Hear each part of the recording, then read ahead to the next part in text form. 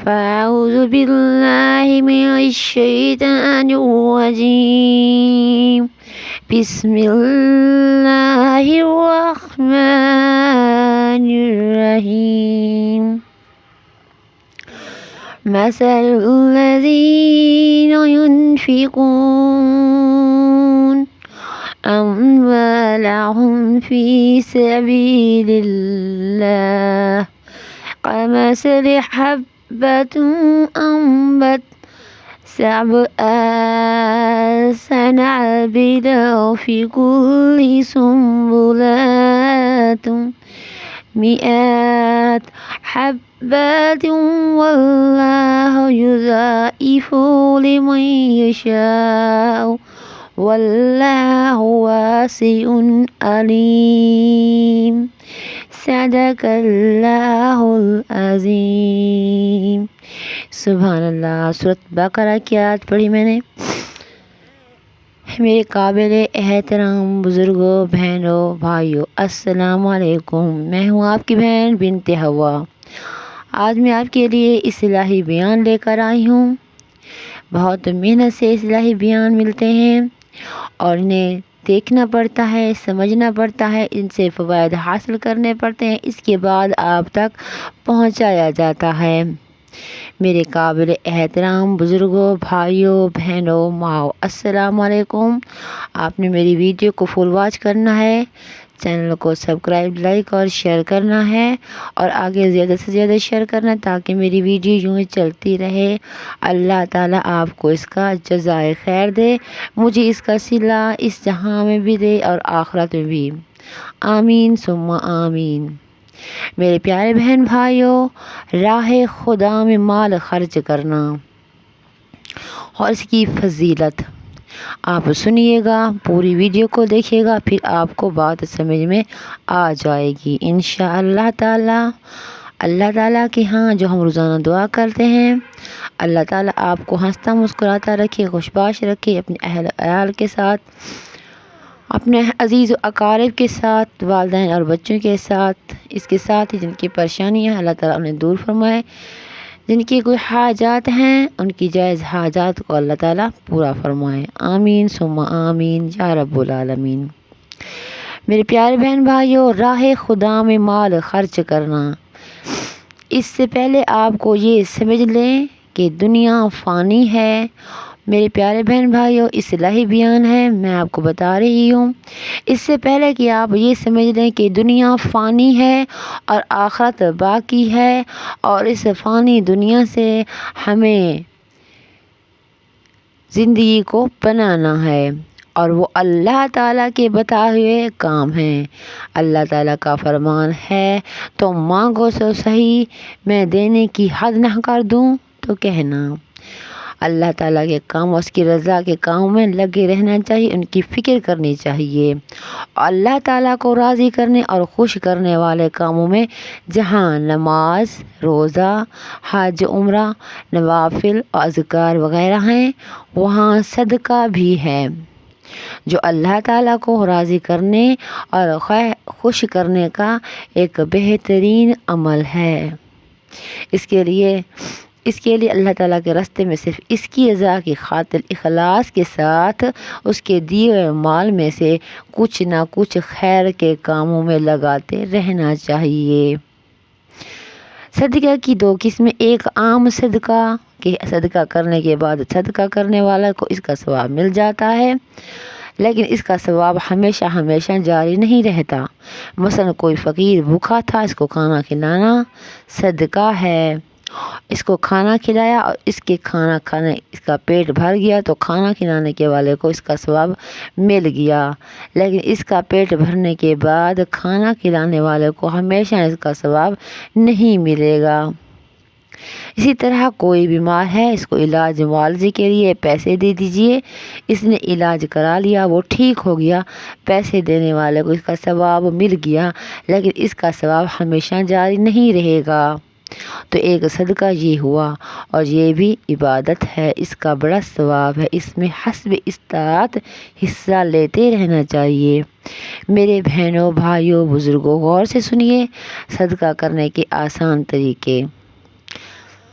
ایک حدیث میں حضرت صلی اللہ علیہ وآلہ وسلم نے ارشاد فرمایا، ما من یوم یصبح العباد فیہ الا ملکان ينزلنا فيقول أحدهما اللهم آت من فيك خلق ويقول الآخر اللهم آتي ممسك تلفا۔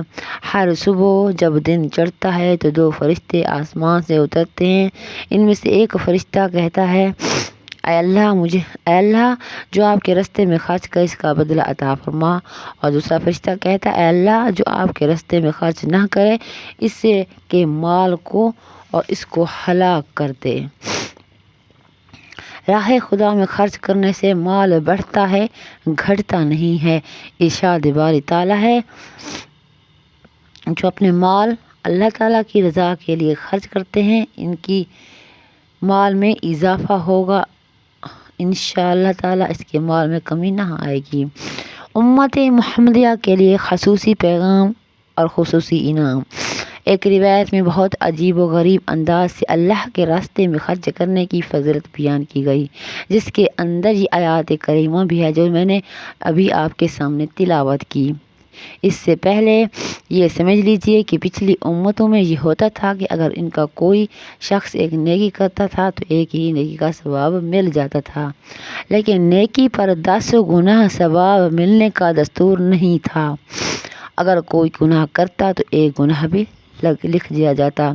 سرکار دو عالم کے صدقے اور آپ کی توفیل اللہ پاک نے حضور صلی اللہ علیہ وآلہ وسلم کی امت پر یہ احسان فرمایا کہ حضور صلی اللہ علیہ وآلہ وسلم کا امتی کوئی نیک کام یا کوئی نیک کام کرنے چاہے وہ صدقہ ہو، نفلی صدقہ ہو یا صدقہ جاریہ ہو یا کوئی نیکی ہو، تلاوت ہو، سخاوت ہو، صلح رحمی ہو، ہمدردی ہو، خیر خواہی ہو وغیرہ، یہ ہو تو اس کم از کم 10 گنا ثواب لکھا جاتا ہے۔ ایک گناہ کرنے پر صرف ایک گناہ لکھا جاتا ہے، اور یہ بھی اس وقت لکھا جائے گا جب وقتاً وہ گناہ کر لے گا، کرنے سے پہلے نہیں لکھا جائے گا۔ تو گناہ 1 لکھا جائے گا اور نیکی 10 لکھی جائے گی۔ اس میں ایک بہت ہی خاص اللہ تعالیٰ کی رحمت پوشیدہ ہے، وہ یہ کہ آخرت میں جب سب لوگ پہنچیں گے تو آخرت میں اعمال کی گنتی نہیں ہوگی بلکہ وزن ہوگا۔ چنانچہ دوسری امتوں کی طرح حضور صلی اللہ علیہ وآلہ وسلم کا امت کا بھی حساب ہوگا، تو ان کا جب حساب ہوگا تو گناہ 1 لکھا جائے گا اور نیکیاں 10 لکھی جائیں گی۔ سبحان اللہ، سبحان اللہ، سبحان اللہ۔ اللہ تعالیٰ ہمیں نبی پاک کا پکا اور سچا امتی بنائے، اور جب اس کی نیکیاں جب اس نے نیکیاں لی جائیں گی تو امید ہے کہ انشاءاللہ تعالیٰ ہر مومن کی نیکیاں زیادہ ہی نکلیں گی۔ یہ امت محمدیہ کا پیغام ہے کہ ہم نے جو لا الہ الا اللہ محمد رسول اللہ پڑھا اس پر اللہ نے ہمیں انعام دے دیا۔ تو اس میں اللہ پاک نے ایک خاص رحمت پوشیدہ کر کے حضور کی امت کے بخشش کا زیادہ سے زیادہ سامان کر دیا جو پچھلی امتوں کو حاصل نہیں تھا۔ جب سرکار دو عالم محمد صلی اللہ علیہ وسلم پر یہ آیات نازل ہوئی، من جاء بالحسنات فلہ عشر امثالها، جو شخص ایک نیکی بجا لائے گا تو اس کو 10 گنا اجر ملے گا۔ میرے پیارے بہن بھائیوں، ایک آیات سن لیجئے، من تصدق بعدل ثمرة من كسب طيب ولا يقبل الله إلا الطيب فإن الله يتقبلها بيمينه يريبها لصاحبها كما يربي أحدكم فله حتى تكون مثل الحبل۔ جو شخص اپنے حلال کمائی سے کھجور کے برابر صدقہ کرے گا، جان لو کہ اللہ پاک صرف مال حلال ہی قبول کرتے ہیں، تو اللہ تعالیٰ سے اپنے دائیں ہاتھ سے قبول کرتے ہیں، اپنے دائیں ہاتھ سے قبول کریں گے صدقہ کو۔ صدقہ دینے والے کے لیے اس طرح پالتے ہیں جیسا کہ کوئی شخص بچھڑ پاتا ہے، یہاں تک کہ وہ صدقہ یا اس کا ثواب پہاڑ کی مانند ہو جاتا ہے۔ السنن الکبیر کی ایک روایت میں ہے، یہاں تک کہ وہ صدقہ احد پہاڑ کے برابر ہو جاتا ہے۔ کہا ایک کھجور کا ٹکڑا، کہاں حد احد پہاڑ۔ احد پہاڑ مدینہ کے پہاڑوں میں سب سے بڑا پہاڑ ہے۔ اس سے اندازہ لگا لیجیے کہ اللہ کی رضا کے لیے ایک کھجور کا ٹکڑا صدقہ کرنے کا اجر و ثواب کیا ہے۔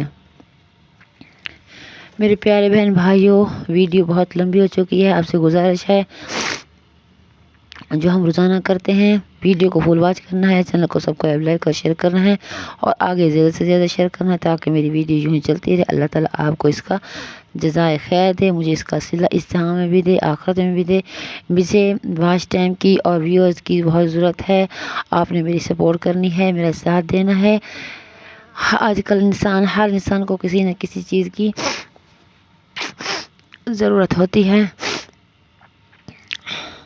آپ یوٹیوب پر دیکھ لیں لوگوں کے کتنے ویوز آتے ہیں، لیکن میرے اتنے ویڈیو پر ویوز نہیں آتے، پتہ نہیں، میں تو بہت کوشش سے بہت اچھا بنانے کی کوشش کرتی ہوں، لیکن شاید آپ لوگوں کو پسند نہیں آ رہے، پھر بھی میں بہت اچھا بنانے کی کوشش کروں گی اور بناتی رہوں گی انشاءاللہ تعالی۔ اللہ تعالیٰ آپ کو اپنے حفظ و امان میں رکھے۔